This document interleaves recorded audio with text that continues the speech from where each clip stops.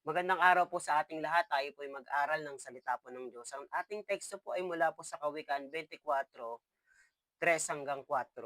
Or sa Proverbs chapter 24, verse 3 to 4. Sabi po doon, homes are built on the foundation of wisdom and understanding.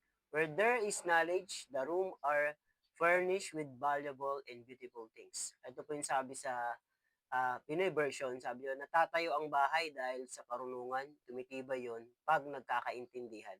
At dahil sa talino, napupuno ang mga kwarto ng lahat ng mahalaga at magandang bagay. So, ibig sabihin po, nagiging maayos yung pagtatayo ng isang bahay kung meron wisdom o pagkakaintindihan o merong talino. Sabihin pala, no, yung pagtatayo ng isang bahay, ng isang gusali, no, hindi lang yan patungkol sa skills, pero patungkol din yan sa wisdom na meron ka. Ganon din sa buhay.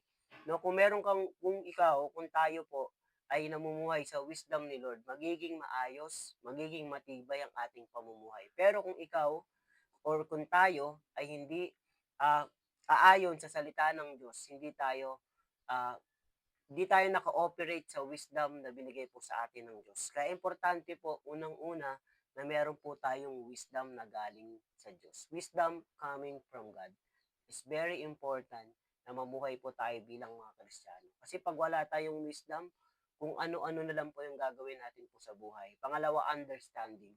Sabi doon, nagiging maganda ang bahay, depende kung nagkakaintindihan. Nagiging maganda ang samahan, depende kung nagkakaintindihan, nagkakaayos, at nagkakaroon ng unity, depende kung ang tao ay nakakaintindi o hindi. Sabi nga, pinakamatalinong tao, yung taong merong understanding. Pangalawa, yung talino. Pangatlo, yung talino pala.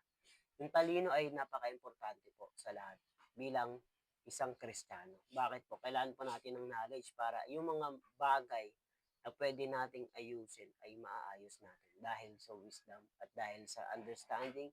Of course, dahil din sa knowledge o kaalaman. Lahat nasusolve at lahat na aayos, nagiging maayos kung ang tao ay matalino.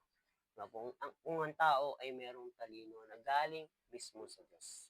Maraming pong salamat sa maiksing sharing po natin sa devotion po natin. God bless everyone.